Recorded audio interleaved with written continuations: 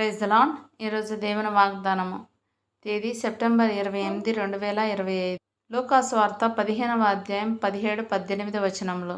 తండ్రి, నేను పరలోకమునకు విరోధముగాను నీ ఎదుటన పాపం చేసితిని.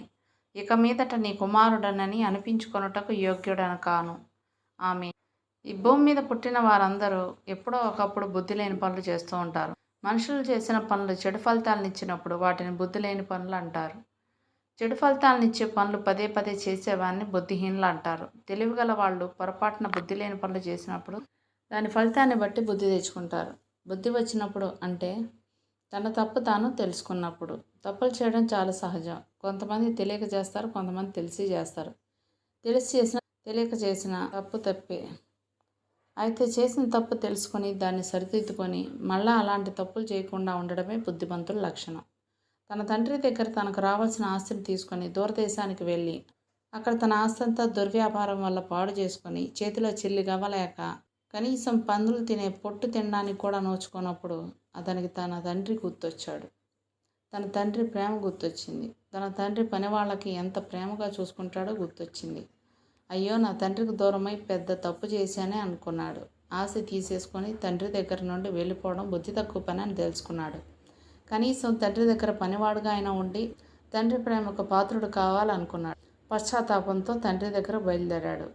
అతనికి బుద్ధి వచ్చింది. మరి మన సంగతి ఏంటి? మనకెప్పుడు బుద్ధి వస్తుంది? మనం కూడా అలాగే ఉన్నాం కదా. దేవుడు మనకిచ్చిన తెలివితేటలు, ఆరోగ్యం అనే ఆస్తిని పొంది దాంతో ఈ లోకానుసారంగా జీవిస్తూ డబ్బు సంపాదనకే ప్రాధాన్యత ఇస్తున్నాం. ఎవరికైనా తెలివితేటలు, ఆరోగ్యం ఉంటేనే కదా డబ్బు సంపాదించుకోగలుగుతారు. ఆ ఆరోగ్యం పాడైపోయాక తెలివితేటలు దేనికి పనికొస్తాయి? మన గర్వానికి, అహంకారానికి కారణం దేవుడిచ్చిన ఆస్తి అయిన ఆరోగ్యం, తెలివితేటలే కదా. వాటిని ఆధారం చేసుకునే మన ఇష్టం వచ్చినట్టు మనం జీవిస్తున్నాం. మన శరీరంలో ఎన్ని రోగాలు ఉన్నాయి అవి బయటపడేదాకా మనకు తెలియదు. దేవుడిచ్చిన ఆస్తిని మనం దుర్వ్యాపారం వల్ల పాడు చేస్తున్నాం కాబట్టి మనకి కష్టాలు, బాధలు వస్తున్నాయి. కనీసం మనం ఇప్పుడైనా దేవుని దగ్గరకు వెళ్ళకపోతే మనకు బుద్ధి రానట్టే.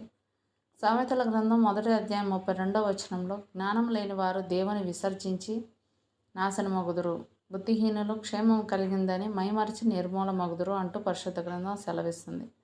కాబట్టి మనం నాశనం అవ్వకముందే, నిర్మూలం అవ్వకముందే బుద్ధి తెచ్చుకొని దేవుని దగ్గరకు రావాలని నిర్ణయం తీసుకుంటే మనం తిరిగి వస్తామని నిరంతరం మన కోసం ఎదురు చూస్తున్న దేవుడు 2 చేతులు చాపి మనల్ని చేర్చుకుంటాడు. ఒకవేళ మనం ఈ లోకానుసారమైన జీవితం జీవిస్తూ బుద్ధి తెలుసుకొని దేవుని దగ్గరకు రావాలనుకుంటే ఇదే అనుకూల సమయం. నేడే రక్షణ దినం. దేవుడిచ్చిన